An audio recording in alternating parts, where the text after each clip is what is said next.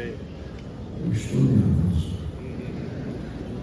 Aproveito para desejar ao meu pastor, à convenção, à mesa diretora e aos amigos que trabalham, cooperam e auxiliam o nosso pastor, desejando um feliz ano novo. Amém.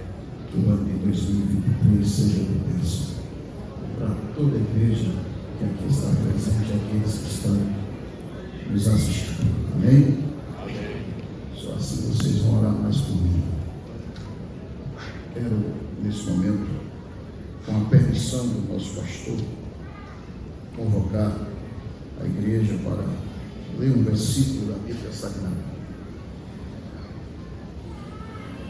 Primeira Epístola de Pedro, capítulo 5.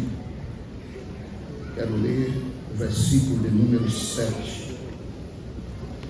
Primeira Epístola de Pedro, capítulo 5, o versículo de número 7. Nos diz assim a palavra de Deus: lançando sobre ele toda a vossa ansiedade, porque ele tem cuidado de vós. Nós acabamos de deixar o ano de 2022 para trás e adentramos ao ano de 2023.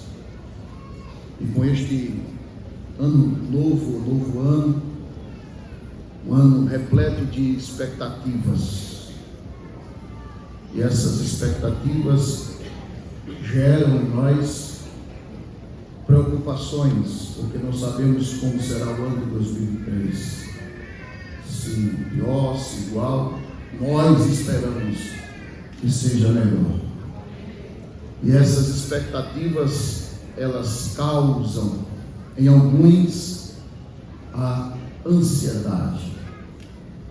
E a ansiedade, ela é, segundo alguns estudiosos, o mal do século. Porque é a partir dela, da ansiedade, que duas grandes doenças são oriundas: o estresse e a depressão. E o que é a ansiedade? A ansiedade é o estado emocional de inquietude, de medo, de perturbação do sistema nervoso central, falta de tranquilidade, receio. A palavra ansiedade no original significa preocupação, inquietação. O sábio Salomão, ele disse em Provérbios capítulo 12, versículo 25, a parte A, na versão atualizada: a ansiedade no coração do homem o abate. Esse mesmo versículo na versão NVI, Nova Versão Internacional, diz: o coração ansioso deprime o homem. Na versão da Bíblia denominada Viva está escrito assim: um coração ansioso deixa o homem frustrado. Na versão da Bíblia denominada NTLH, nova tradução na linguagem de hoje, está escrito: as preocupações roubam a felicidade da gente. E como lidar com a ansiedade? O apóstolo Pedro, ele nos dá a receita. Ele diz: lançando sobre ele toda a vossa ansiedade, as preocupações pessoais, as angústias familiares, a ansiedade pelo presente, as preocupações pelo futuro. E o verbo lançar é literalmente pegar todo o fardo que nós estamos carregando, numa linguagem coloquial, fazer uma trouxa bem grande e literalmente arremessar sobre Jesus. E sabe o que é que ele faz? Ele pega e diz assim: deixa comigo. O apóstolo Paulo ordenou aos cristãos de Filipos que eles não estivessem inquietos por coisa alguma. Filipenses 4 e 6. Por quê? A ansiedade não nos ajuda a resolver o problema no futuro e nos enfraquece no presente. Jesus, ele ensinou os discípulos a terem uma atitude livre de ansiedade. Jesus, ele por 2 vezes, ele pregou sobre a ansiedade. E eu não sei os irmãos, mas falo de mim. É reconfortante para Esli Janai saber que até Jesus repetiu uma mensagem. Porque para mim o poço é comprido e a corda é curta. Jesus falou de ansiedade em Mateus capítulo 6, do versículo 25 ao 34. Foi proferido no Sermão do Monte, quando durante o seu ministério na Galileia. E ele falou novamente sobre ansiedade em Lucas capítulo 12, do versículo 22 ao 34, lá na Pérea, nos últimos 6 meses de vida de Jesus. E eu descobri que era um hábito, era costume do rabi da Galileia repetir ensinos iguais, quando as necessidades eram as mesmas. Se você ler Mateus capítulo 6, o versículo 25, ele diz assim: não andeis inquietos ou ansiosos. No versículo 28 ele diz: não andeis, aleluia, ou porque andeis solícitos. No versículo de número 31 ele diz: não andeis, pois, inquietos. E é interessante que em Lucas capítulo 12, versículo 29, ele diz: não andeis inquietos. E é interessante que, se a gente analisar, embora parecida, as duas passagens no grego, a língua do Novo Testamento, essas passagens não são iguais. Porque em Mateus capítulo 6, versículo de número 31, Jesus está falando da esperança do futuro. Lá em Lucas capítulo 12, versículo 29, ele está fazendo um alerta concernente ao medo. E o que é que Jesus queria dizer para nós? Ele estava dizendo: não oscilem entre a esperança e o medo. Jesus estava dizendo: não se desesperem, não perca a fé. Por isso que no versículo 34 ele diz: não vos inquieteis. No capítulo 12 de Lucas, versículo 22, ele disse: não estejais apreensivos pela vossa vida. No versículo de número 29 ele diz: não pergunteis, literalmente, não façam perguntas. Aí no versículo 32 ele disse: não temas. Porque Jesus, eu cuido de você.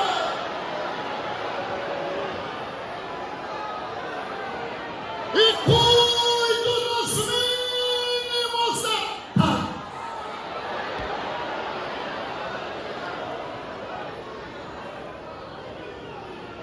O cuidado de Deus é diário.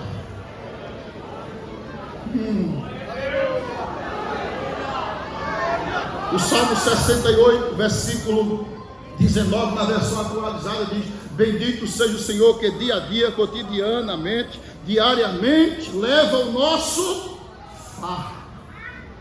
Diariamente, Ele cuida de cada um de nós. Como eu faço para vencer a ansiedade? Talvez seja a sua pergunta esta noite, você que está nos acompanhando. É interessante porque, para vencermos a ansiedade, o segredo está justamente no campo de batalha, no campo de visão, melhor dizendo. A forma como nós enxergamos as coisas. Vou repetir, o segredo para vencer a ansiedade está no campo de visão. A forma que nós enxergamos as coisas. Quer ver o primeiro segredo para vencer a ansiedade? Segundo o livro das Crônicas, capítulo 20. A Bíblia diz que os filhos de Amon, de Moabe, os amonitas, se reuniram todos e foram à peleja contra Josafá. Versículo 3, quando Josafá vê a multidão, a Bíblia diz, ele teve medo. Qual foi a causa da ansiedade? Medo. O medo produziu em Josafá ansiedade. Mas se você vê o versículo 12, ele faz uma oração e encerra assim: porém, os nossos olhos estão postos.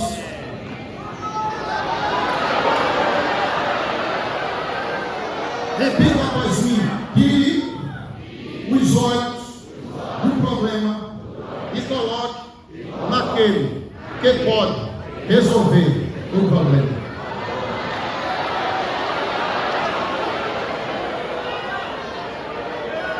Deixe de olhar para o problema e olhe para quem pode resolver o problema.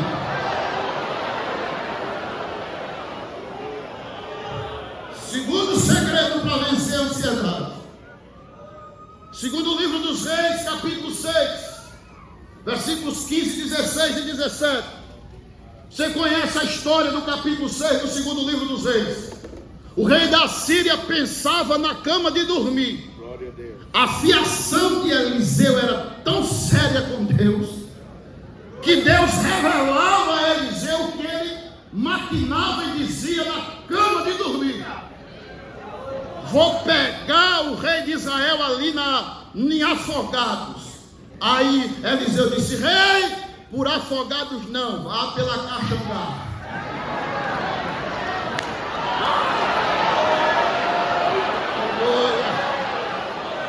Glória! Depois de umas 10 tentativas, não tem cabueta no meio da gente. Alguém disse: é não. É porque tem profeta em Israel.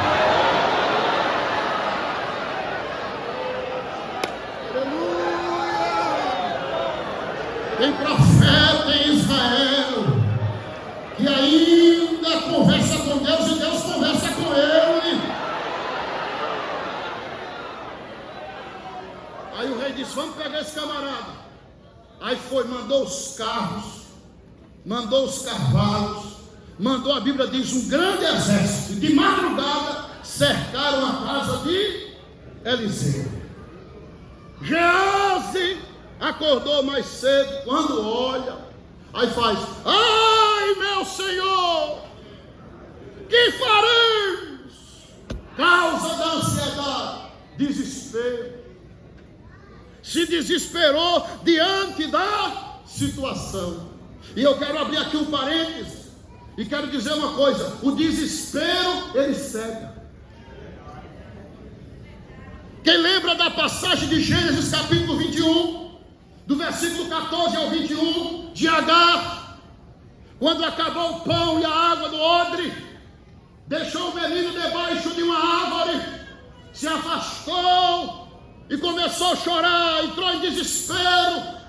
Aí a Bíblia diz que o menino orou: Deus de meu pai Abraão, mamãe está chorando, eu não sei o que não, mas faz alguma coisa. Aí o anjo apareceu para dar e disse: Agar, Deus ouviu a voz do menino. Olha o que a Bíblia diz. A Bíblia não diz que Deus abriu um poço. A Bíblia diz que Deus abriu os olhos de...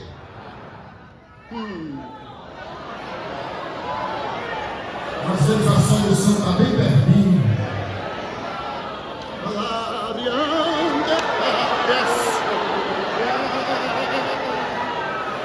Jesus está presente aqui neste lugar e está dizendo: às vezes a solução está perto e você não está vendo. Sabe por quê? Por causa do desespero. Mas esta noite o Senhor está dizendo assim para você, e dando a ordem aos seus olhos: é falar, abre-te, os seus olhos serão abertos hoje e você verá.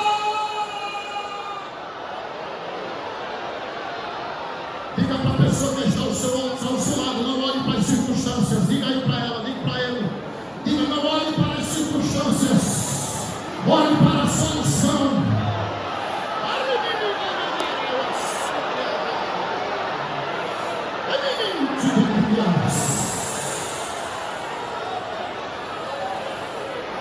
Ai, meu Senhor, que faremos? Acorda, dizer que vamos, que fujas. Olha ali, homem de Deus. Olha, nós estamos perdidos. Olha que tanto carro, olha que tanto cavalo, olha o exército. Aí Eliseu olhou para ele e disse: meu Deus, oh Senhor, abre os olhos de Geazi. Geazi, nós temos que estão conosco, Geazi. No teu que estão conosco, abre os olhos dele, Senhor. Aí os olhos de Geazi foram abertos. Aí primeiro, olha Geazi, olha por mais. Vê carros, cavalos, ganchos de fogo voando de um lado para o outro. Mas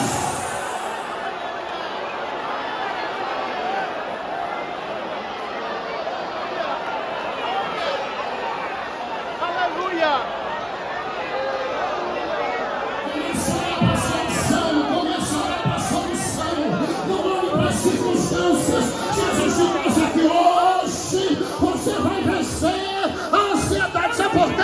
Porque raízes depressivas estavam descendo dentro do teu coração. Mas hoje Jesus está fazendo a cirurgia, está abrindo teu coração e está indo lá e está repreendendo.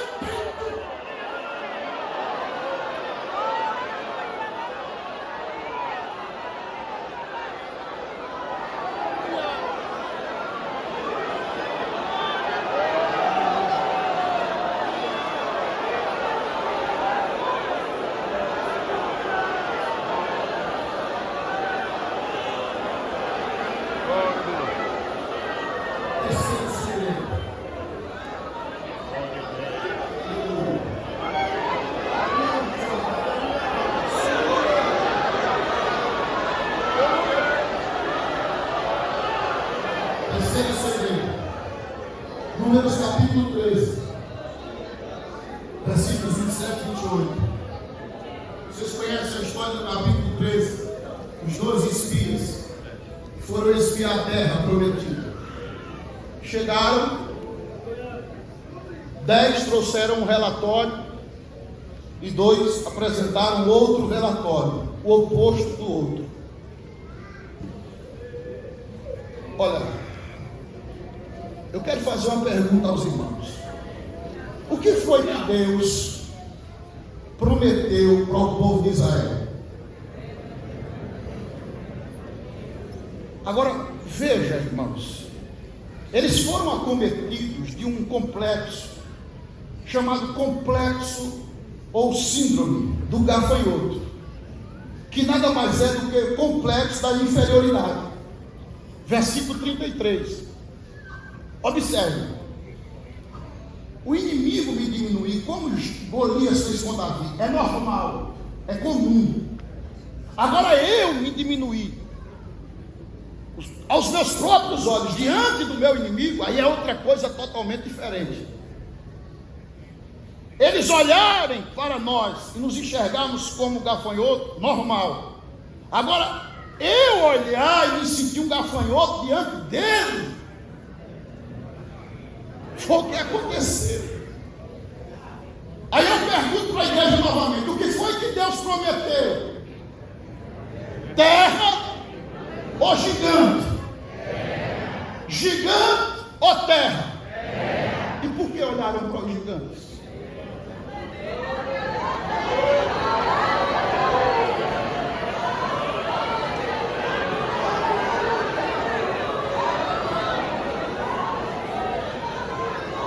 Diga aí para esse irmão que está ao seu lado aí em casa, quem não gostar, não diga. E deixe de olhar para o gigante e olhe para a promessa.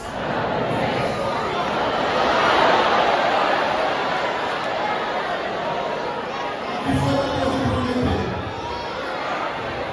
A terra é boa, olha o fruto. E por que você vai olhar para os gigantes? Deixe de olhar para os gigantes e comece a olhar para a promessa. Aleluia! Tem promessa de Deus aqui. Lance sobre ele toda a sua ansiedade, porque ele vai cuidar de você. Ele vai entrar com você como já entrou no ano de 2023.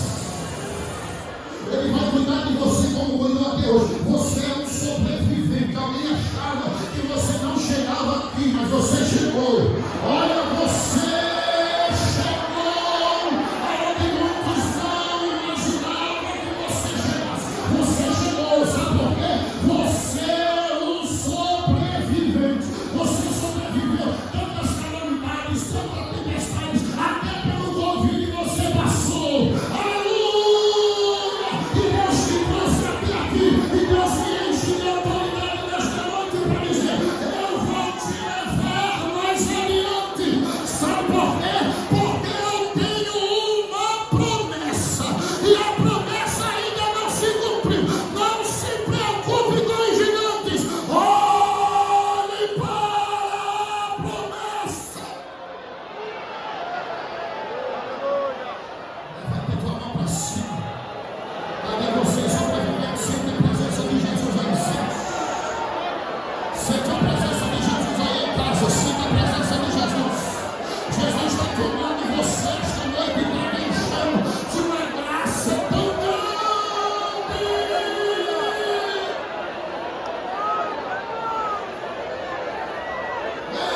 Pastor, presidente, amigos, companheiros de labuta, convenção, diretoria, igreja do Senhor Jesus Cristo, irmãs do ciclo de oração adulto e infantil, departamento de união de jovens, do PROAP, meus irmãos e as irmãs, obreiros, diáconos, presbíteros, auxiliares, cooperadores. Deus colocou uma palavra esta noite em meu coração para dizer para vocês: não tenham medo, não fiquem assustados. Esta igreja é minha.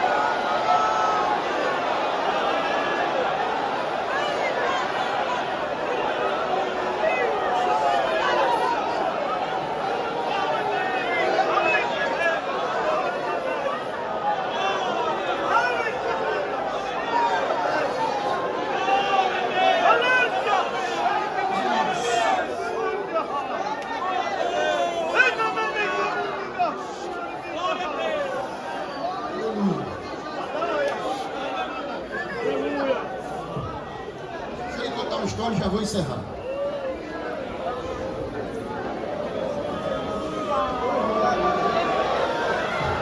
Eu vou pegar, uma congregação denominada Maria Cristina, na cidade de Jardim. Na época, o pastor Mário Januário era o pastor da filial. Está enfermo. E eu nunca ganhei muito, mas sempre que ganhei, administrava para não dever. Eu nunca gostei de dever. E abri uma continha no banco, na época era Banco Real, hoje é Santander. E uma pessoa que a gente havia ganhado para Jesus, influente ali na cidade, tinha um negócio e começou a me pedir cheque emprestado.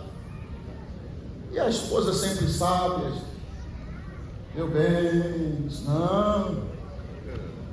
Eu assinava, meu pastor, cheque em branco e dava para ele. Resumindo, começou a voltar. E resumindo, chegou um montante que, se eu passasse 4 meses exatos recebendo sem gastar um centavo, ficava perto para cobrir o valor que ele deixou. E eu fiquei desesperado. Meu Deus, e agora? Vou dever, Jesus? Obreiro da tua casa, alguém vai ver aí meu nome nas praças, no supermercado, em lojas, cheques meus. E eu fiquei desesperado e comecei a orar. Comecei a buscar aqueles, orando, buscando, de joelho, jejum, oração. E um irmão da congregação, vou citar nome, irmão Naldo, ele trabalhava como ainda hoje trabalha, na SEAS de Caruaru. E ele me viu muito preocupado. Eu nunca gostei de contar meu problema para ninguém. Era eu e Deus, Deus e eu, ainda hoje é assim. Mas esse irmão, ele veio a mim e eu senti algo diferente, podia ser negócio de Deus. Ele disse, irmão Adriana, eu estou percebendo que o senhor está preocupado. E eu contei a situação a ele, resumindo. Ele disse, eu vou fazer o seguinte, o senhor tem como arranjar um cheque? Porque eu não tinha mais, que estava bloqueado. Ele disse, tem como arranjar um cheque? Eu disse, tem. Ele disse, com quem? Eu disse, com minha sogra.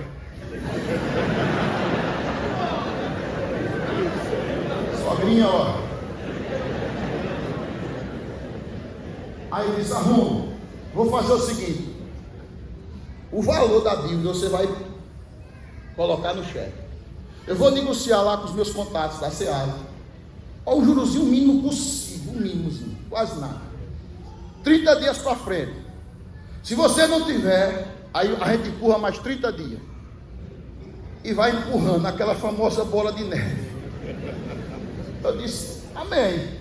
Arranjei a folha de cheque com minha sogra, ela deu com muito carinho. Passei o cheque. Aí, irmão, nesses 30 dias, eita a luta com Deus. Eu orei tanto que a pele dos cotovelos caiu tudo. Eu andava pela rua chorando. Eu pregava e chorava. Deus abençoando o trabalho. E o povo não entendia muito. Eu me desesperava. Eu dizendo, Senhor, faz alguma coisa. Me ajuda. Chegou no dia de cobrir o cheque. Botei a mão no bolso. Não tinha R$1. Eu digo, agora vai dar para mim. Complicou minha vida, agora da minha. E sogra é bênção. No outro dia, eu disse à minha esposa, meu